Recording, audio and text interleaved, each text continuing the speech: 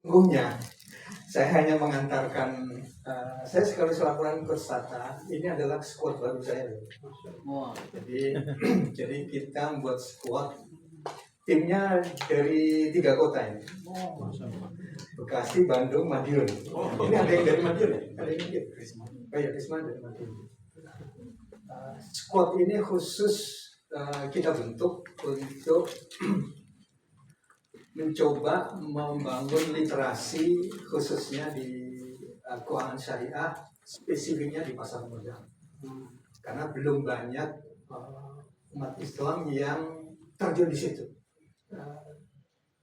Saya berkali-kali ikut training, itu juga ada Risma yang kemarin ikut pelatihan di Surabaya. Setiap training tentang pasar modal, itu yang hadir 90% matanya sipit semua. Oh iya sipit.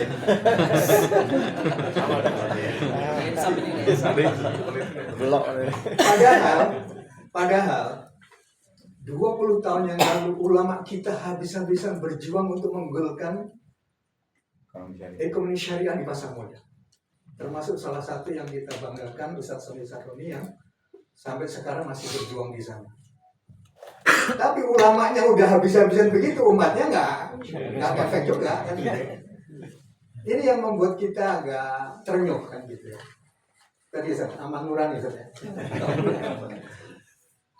Akhirnya kita diskusi gitu ya, dan alhamdulillah hari ini nanti bisa berdiskusi dengan teman-teman kita gitu ya, tim squad, sehingga kita membuat pesantren yang namanya pesantren syariah capital market, pesantren pertama di Indonesia. Karena belum ada, mumpung belum ada yang mengklaim kita.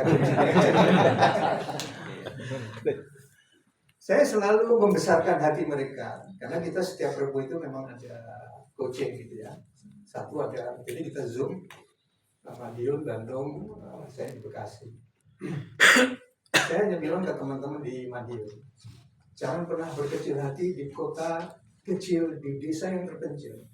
Karena depan pesantren itu masih ada sawah kan gitu. Tapi yang teman-teman diskusikan ini sama itu ada di SCBD di Sudirman. Gedung-gedung tinggi itu mereka diskusiin sama dengan kalian yang ada di kota kecil. Jadi nggak usah berkecil hati kan gitu. Nah menurut saya ini perlu untuk kita coba bangun. Nah, kita punya motornya. Jadi nanti harapan kita, one Muslim family itu harus punya salah satu anggota di keluarganya itu yang menjadi fund manager, yang memang harus disiapkan nanti dia untuk mengelola keuangan keluarganya. Keluarga besar. Kemarin kan lagi ramai, tapi yang diurusin memang orang-orang kaya, namanya office family. Karena orang-orang kaya itu sampai ada kantor yang mengelola kekayaannya kan gitu kan. Ya biarlah mereka orang-orang kaya ngatur sendiri lah. Nah, kita punya cita-cita tidak boleh ada satu keluarga Muslim itu yang tidak punya fund manager yang mengelola kekayaan di keluarga itu. Karena kan memang satu keluarga itu kan beda-beda ya. Ada yang rezekinya lancar, ada yang enggak kan gitu ya. Tapi kita harus berpikirnya kan tetap dalam satu keluarga gitu. Sehingga nanti mereka memang kita siapkan untuk melakukan. Menyiapkannya kapan? Harusnya sejak SD. Makanya kemarin Bu Sri Mulyani minggu lalu, harusnya pasar modal itu diajarkan sampai mulai sejak SD. Nah sayangnya kita baru berumur sekian baru ikut pelatihan hari ini kan. Gak apa-apa. Nanti bisa ditularkan ke anaknya setelah pulang dari sini. Oleh itu saya mau cek siapa yang sudah pegang KSEI, kartu KSEI. Ada nggak? 1, 2, berdua. Apa itu? Jadi nanti punya ID. Ini adalah KTP juga, KTP-nya para investor. KTP-nya orang yang sudah ada di pasar modal. Jadi kalau kita mau nanti ikut di pasar modal, pasti kita kasih KTP. Ini teman-teman squad kita, walaupun umurnya di bawah 20-30 tahun, mereka udah punya KSI. Karena mereka sekarang sudah ikut di pasar modal syariah. Pasar modal memang ada yang non syariah juga, dan kita tidak ke sana. Jadi memang kita masih sedikit. Nah itu terbukti bahwa misalnya umat Islam enggak, mungkin karena nggak tahu, bukan karena nggak mau ya. Mungkin karena nggak tahu, karena nggak ada sosialisasi, maka pasar modal itu asing buat umat Islam. Padahal ulamanya itu udah 20 tahun yang lalu. Di mana di Indonesia itu ada pasar modal syariah. Sebagaimana di pasar modal di US, itu juga oleh ulama di sana juga udah dipilah-pilah. Oh ini yang kalau beli ini boleh karena dia tetap syariah, ya. Walaupun ya itu Microsoft dan sebagainya itu sudah ada ulamanya juga yang memfatwakan mana yang pasar modal yang syariah, mana yang enggak. Nah, mudah-mudahan nanti bukan hanya kita yang hadir gitu. Mudah-mudahan setelah hari ini dapat inspirasi, tercerahkan. Mungkin sudah milih siapa di antara keluarga kita, salah satu di antaranya nanti yang akan kita coba arahkan. Saya sendiri di keluarga lagi bereksperimen. Jadi ada 2 anak saya yang saya sebutkan. Satu yang kemarin sejak 6 SD, sekarang udah di pesantren Nurul Fikri kelas 8. Udah saya latih kan gitu ya. Walaupun ya namanya anak-anak suka juga sih. Tapi sudah saya bekalin 1 akun gitu ya, dan dia sudah harus latih.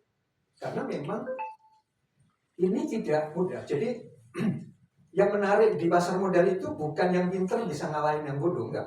Itu di sekolah. Jadi siapapun bisa. Nanti data-datanya itu menarik ya. Saya sampaikan nanti data terakhir dari KSEI itu seperti apa. Dan bukan orang yang punya uang yang bisa menghasilkan itu, enggak. Jadi siapa aja yang memang mereka memiliki keinginan passion yang bagus, mereka bisa. Yang sudah terbuktikan itu memang di pasar modal itu kuncinya memang hanya sabar aja, dan kita selalu dilatih itu. Tapi nanti akan ketahuan kita itu sabar atau enggak ketika di pasar modal.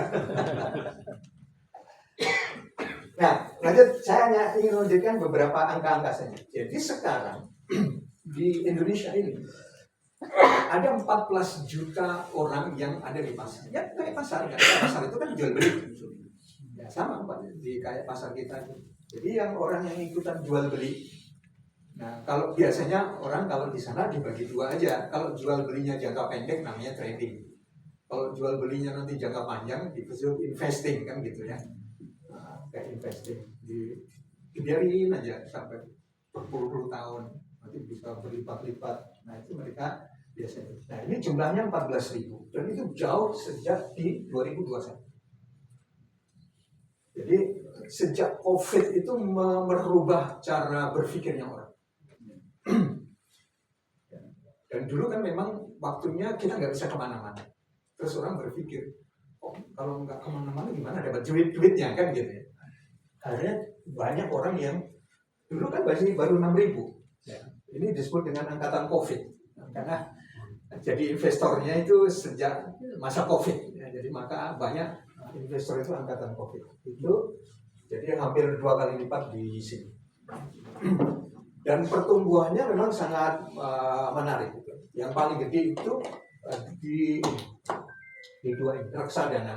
Kenapa reksadana? Karena mungkin kemarin sudah disampaikan oleh Ustaz Tommy, kita ibaratnya hanya ditindak. Tapi kalau yang di pasar modal kita aktif sendiri untuk terlibat. Next, saya sebentar aja. Nah, kebanyakan gini, yang melakukan itu, nah balik lagi nih, dibagi 2, individu sama institusi. Maka BPJS itu sebenarnya mereka nggak pegang banyak cash. Kenapa? Cashnya ditanam di sini. Kan banyak rumah sakit kan gitu ya yang nggak dibayar banyak sama BPJS kan, karena cashnya nggak ada.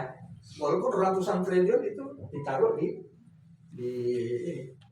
apa, di reksadana atau di mana. Mereka punya portfolio manager yang mengatur uang itu akan ditaruh di mana. Tapi saya ingin kembali menegaskan, di Indonesia itu pasar modal itu diisi banyak individu. Ini yang orange ya, orange sama merah. Merah itu yang institusi. Jadi memang sekarang banyak anak-anak muda, nanti datanya itu menarik. Banyak anak-anak muda yang sudah paham tentang itu. Makanya sih saya berharap yang terbaik itu memang kita mendidik mereka sejak muda. Karena bermain saham, istilahnya bermain gitu. Itu ya kayak olahraga. Kan kalau olahraga kalau udah sering maka disebut dengan olahraganya udah pro kan gitu ya.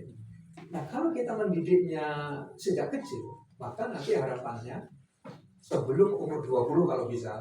Saya kemarin teman-teman itu yang squad capital market syariah itu, sebelum umur 30 tahun kalian itu udah jadi pro, pemain pro. Itu kadang kalau menggambarkan orang pemain pro itu kan kayak apa kan? Dan itu memang harus latihan. Susahnya orang Indonesia itu pengen cepat selesai. Jadi nggak siap karena mereka itu harus memang latihan sampai hari kan gitu. Waktunya itu habis untuk latihan bagaimana menganalisis chart dan sebagainya, indikator teknikal, fundamental, bongkarin data. Itu memang harus dilatih dan itu nggak bisa tidak kecuali hanya satu, yaitu jam terbang. Orang pro itu kan pasti jam terbangnya udah nggak bisa terbeli kan? Dan itu tidak perlu pendidikan, mau pendidikan apapun nggak apa-apa. Makanya saya bilang ke teman-teman, mereka itu kan belum kuliah malah kan habis lulus SMA terus ikut tahfiz. Sebenarnya awalnya kan mereka itu hafiz 30 juz, udah hafiz 30 juz, terus kita tambahin life skill-nya yaitu tentang pasar modal. Mereka memilih itu life skill. Nah yang menarik adalah ini. Jadi beberapa lembaga-lembaga yang namanya yayasan itu mereka juga udah mikir. Makanya ini ada foundation, ada pension fund atau beberapa banyak institusi mereka udah. Nah masalahnya kita itu di Indonesia, apalagi lembaga-lembaganya umat Islam, itu udah lebih dari 1 abad nggak berubah-ubah organisasi strukturnya. Ketua, bendahara, sekretaris. Kan begitu kan? Intinya kan hanya itu. Saya kemudian berpikir, ini mengajak nanti, ayo dong ditambahin satu, yaitu apa? Fund manager. Karena bendahara itu tidak bisa jadi fund manager, kan gitu. Makanya saya berharap suatu saat nanti, satu masjid itu ada satu fund managernya. Satu yayasan, kalau DKI 1 punya 10 yayasan, maunya ya punya 10 fund manager.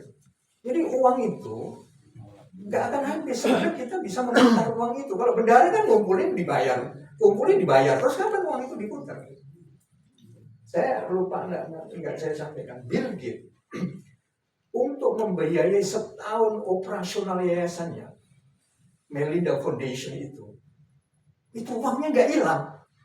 Jadi uang abadi karena yang mereka keluarkan setahun itu yang jumlahnya itu triliunan itu dari keuntungannya saja. Jadi uang aslinya dia yang ditaruh di yayasannya itu nggak pernah berkurang sedikit pun. Itu ada angka yang saya lupa saya sampaikan. Artinya gini, saya juga ingin mengajak kita berubah cara berpikir kita. Ketika kita mengelola yayasan, maka berubahlah dalam membuat organisasinya. Yaitu tambahin satu yang namanya fund manager. Selain ada bendahara, sekretaris, dan ketua. Biasanya kan itu. Nanti ada bidang-bidang, oke lah. Itu biasa. Jadi yang sekarang nggak ada, itu adalah ada sih beberapa masjid yang kemudian punya, yaitu didepositokan. Tapi itu produk perbankan, bukan di pasar modal. Ya, kan? Beda. Dan deposito kan tidak menarik, karena lebih rendah dibanding inflasi. Tapi inflasi Indonesia alhamdulillah agak tertekan gitu. Tapi nanti kalau inflasinya tinggi, depositonya nggak ada nilainya karena deposito hanya 4-5% saja. Nah, maka kita ingin mengingatkan di level individu, di level keluarga, di level lembaga, ya, kelembagaan kita itu sudah harus berpikir tentang capital market. Next. Nah, ini yang menarik. investor di Indonesia terbesar itu justru lulusan SMA. Kenapa? Memang orang Indonesia nggak banyak yang sekolah sampai S1 kan. Jadi hampir separuh pendidikannya mereka itu separuh. Jadi kalau 14 juta itu 7 jutanya itu hanya SMA. Artinya apa? Ya di Kampung Partai itu nggak perlu sekolah memang. Ya tadi harus pro aja. Latihan terus, dilatih terus. Nah, makanya saya dengan ini squad ini ya latihan. Setiap Rebo ya kita diskusi, terus mereka latihan lagi kan gitu ya. Saya cek aja gitu. Saya hanya pelatih aja buat mereka itu. Tugas saya hanya itu. Tapi jangan meremehkan anak SMA. Aset mereka 154 triliun. Tercatat semua itu di KSE ini. Artinya apa? Pendidikan tidak ada hubungan dengan uang yang disampaikan sekarang. Nggak berhubungan. Bukan berarti yang sekolahnya rendah nggak punya duit. Ternyata mereka yang lulusan SMA itu di bawah ya, di bawah atau sama dengan SMA. Berarti kan ada lulusan SD, SMA, tapi mereka itu masuk di pasar modal. Dan mereka Desember kemarin 2004, Desember 2004 itu asetnya mereka itu 154 triliun plus 24 triliun. Jadi hampir 180. Gede. Yang mau S2 mikir-mikir lagi. Nah, karena banyak mikir. Yang sekolahnya lebih tinggi banyak mikir kan gitu. Bedanya yang biru sama yang Ini, yang biru itu yang jingga itu dia di CBS. Kalau CBS itu di Capital Market. Kalau yang biru itu di reksadana. Biasanya kalau reksadana kan kita nitip kepada fund manager. Jadi kita udah tidur aja lah, nggak ngapa-ngapain. Nanti kita tinggal lihat laporannya, untung atau rugi kan gitu aja. Cuman reksadana tahun ini lagi berdarah-darah semuanya. Jadi buru-buru mau dapat untung dari reksadana sekarang malah turun aset manajemennya, sehingga ya puasa dulu. Investornya nunggu lagi, nunggu kondisi lagi baik. Jadi biasanya, nah ini kalau yang di lulusan SMA itu biasanya ya mereka pemain-pemain pro kan gitu ya. Mereka tidak mengandalkan basic edukasinya, tapi mereka lebih karena sudah kepiawaian. Jadi memang harus latihan. Nah makanya hari ini para sekalian akan dilatih latihan. Nah latihannya supaya ini pakai virtual money. Jadi supaya kalau hilang nggak apa-apa, kalau rugi nggak apa-apa. Nanti dikasih modal 100 juta. virtual. Virtual. Nanti kalau Pak Suntung pasti nyesel. Kenapa nggak pakai uang betulan kan gitu. Biasanya gitu. Nah ini juga. Jangan sampai juga mengira yang namanya pegawai negeri itu guru, mereka jumlahnya 450 triliun. Jadi sekarang kalau lagi viral 70% orang Indonesia nggak punya tabungan, kan gitu ya, lagi viral. Karena kesini tabungannya. Nah, karena tabungan di sini itu bagus, berarti udah melek finansial. Jangan-jangan memang uangnya nggak ada di tabungan, semua ditaruh di sini. Tapi kemarin korbannya pinjol guru juga. Ya berarti itu yang salah, yang tidak paham kan gitu. Ada pinjam dari pinjol ke sini.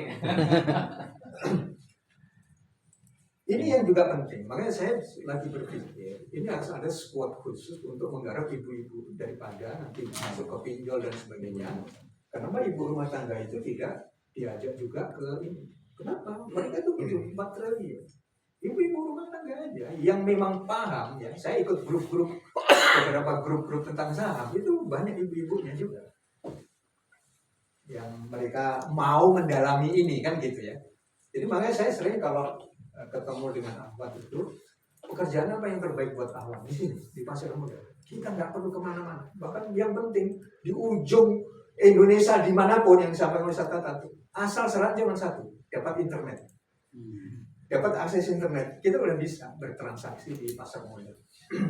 Makanya saya selalu membesarkan hati teman-teman ini, kan ada yang dari Lombok, Isma dari Lombok. Udah, jangan lagi anak-anak muda itu ke kota, tetap aja di desa. Tapi punya penghasilan. Kenapa? Mereka bisa asalnya pokoknya punya pulsa kan gitu ya, punya paketan dan itu. Mereka bisa langsung. Nah, yang membanggakan adalah pelajar. Nah, ini yang saya coba. Jadi saya berpikirnya tidak hanya yang hadir dari ini, mungkin nanti setelah pulang ke rumah bisa disampaikan kepada putra-putri pelajar-pelajar itu sama orang tuanya udah dibekali 18 triliun seluruh Indonesia untuk memulai mereka, ya, untuk memulai mereka. Karena ini jangka panjang, nggak bisa nggak bisa instan, ya, nggak bisa hari ini belajar terus besok bisa, nggak bisa. Ini panjang. Kalau mereka yang sudah senior itu minimal itu 5 tahun, ibaratnya latihan terus. Ya rugi, ya kalah, istilahnya kan gitu ya. Nanti baru jadi pemain pro itu setelah 10 tahun. Nah malah kalau mereka mulai dari belajar, itu efeknya nanti akan besar. Nah sayangnya kita memang nggak terbiasa untuk bisa bersabar 5 sampai 10 tahun kan gitu untuk latihan terus. Kok kalah terus, kok rugi terus kan gitu kan. Latihan lagi, dilatih lagi, di coach lagi kan gitu, ada pelatihnya kan gitu.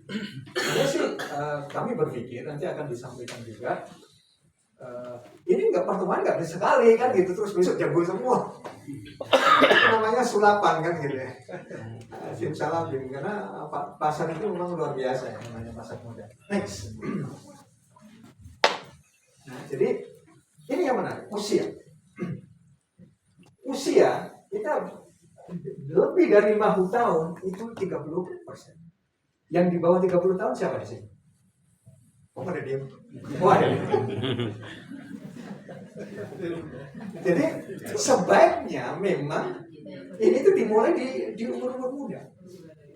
Makanya saya sih kembali lagi mengajak para sekalian, siapa tahu di antara putra-putri kita di rumah itu mungkin jadi tertarik kalau kita bisa menjelaskan mereka dengan baik. Jadi mereka itu yang 30 tahun itu jumlahnya udah hampir 50 triliun sendiri. Baik yang di reksadana maupun di capital market. Karena memang nanti dalam berstrategi di capital market itu ada juga yang harus ditumbuhin setiap hari kan gitu ya. Hal itu kan sukanya yang scalping, jadi dia harus tradingnya terus-terusan memantau. Tapi ada juga yang cuma sekali dilihat kan gitu. Ada juga strategi seperti itu dan sebagainya, itu beda-beda gitu. Jadi walaupun sekolah sebenarnya bisa juga, nggak harus ini. Ya walaupun yang mau pensiun juga lumayan juga. yang mau pensiun masih ada juga kan gitu ya. Mereka ada ini udah senior gitu ya. Salah satu kesibukan yang menurut saya perlu dipertimbangkan ya, setelah pensiun umpamanya adalah kita bisa di pasar modal. Walaupun mungkin untuk yang pensiun supaya juga menjaga detak jantungnya kan gitu kan. Karena di pasar modal itu kadang-kadang detak jantungnya berdetak itu sangat berbeda, bisa nanti di reksadana, tidak harus di pasar modal di transaksi jual beli saham. Pokoknya begitu. Jadi bisa diatur. Jantungnya lemah di reksadana. Punya masalah dengan jantung memang begitu kan gitu. Nah, ini yang menarik. Jadi bukan persoalan penghasilannya berapa.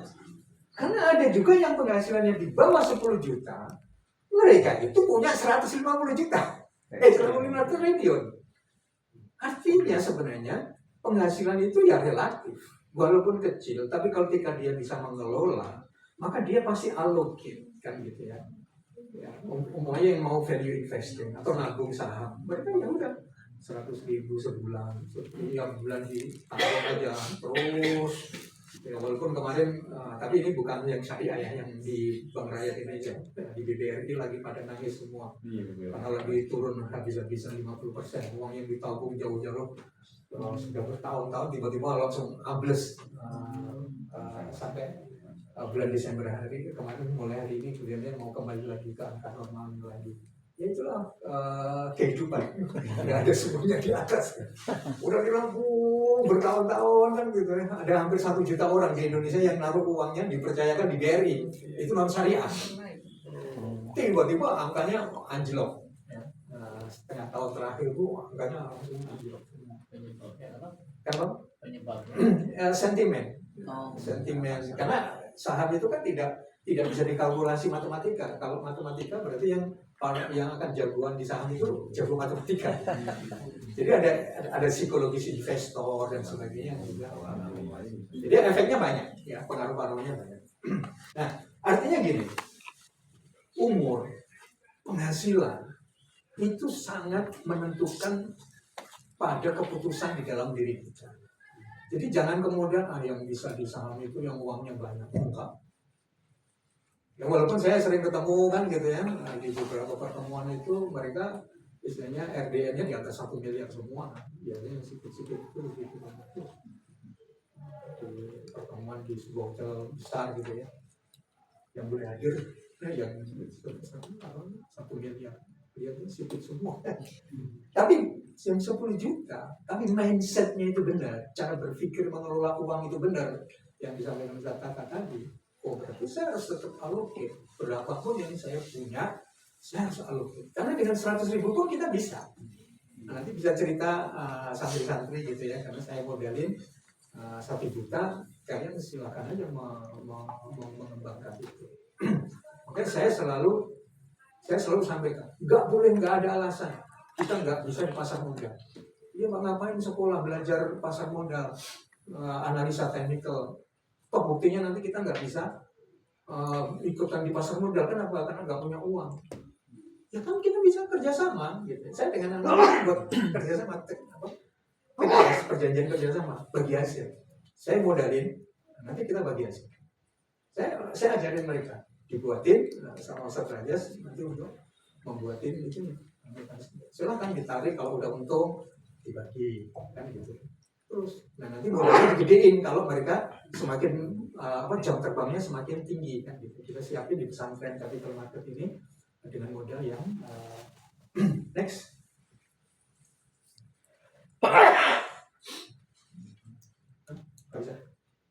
Nah kayak tadi ya, ini kan jadi jangan dengan berita-berita seperti ini kemudian terus kita tabungan aja nggak punya, gimana mau investasi kan gitu. Ya bagus, berarti nggak usah nabung, ditaruh aja di investasi gitu. Ini kan kemarin lagi rame tentang hasil survei yang mengatakan 70% orang Indonesia itu nggak punya tabungan. Oh, berarti dia udah ngerti tabungan itu tidak membantu apa-apa kan gitu ya, kalah sama inflasi terus kan gitu. Jadi uangnya terus berkurang kalau di tabungan. Boleh ditaruh aja dulu di investasi. Next. Nah, maka kami di pesantren capital market ini, di squad dari capital market itu tujuannya adalah kemandirian keuangan gitu ya. Mereka-mereka yang hafiz itu saya nggak mau tapi hidupnya tergantung sama orang lain. Kan saya kan sudah hafiz tapi tetap aja tergantung. Nah, kita berpikir antum harus punya kemandirian dalam keuangan. Nanti dia di pribadinya kalau udah berkeluarga, dan satu lagi di kelembagaan. Caranya banyak sih, ada yang kewirausahaan, monggo. Tapi kami fokus ke pasar modal.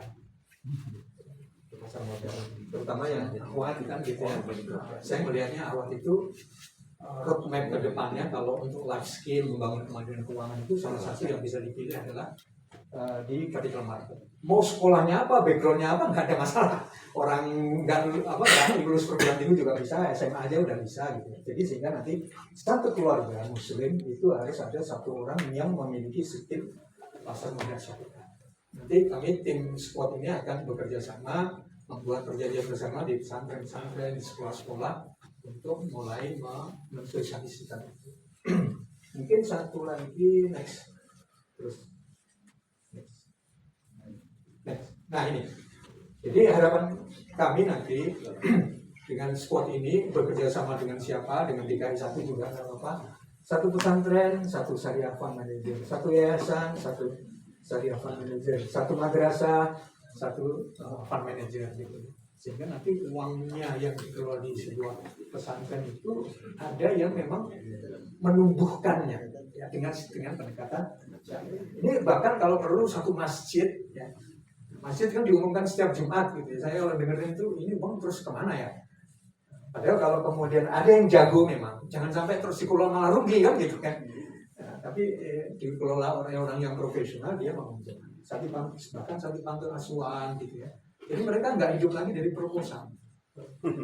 Jadi hidupnya itu betul-betul mandiri, sehingga dia izahnya itu ada, punya izah. Sehingga satu panti asuhan itu juga mereka bisa dikelola dengan. Contohnya sudah banyak sekarang gitu ya. Bukan aja yayasan, bahkan lembaga-lembaga pemerintah pun masuk di sini, lembaga pensiun kan gitu ya. Lembaga-lembaga pensiun itu dimasukkannya terus nanti, nah ini satu lembaga dakwah pun harus punya satu syariah fund.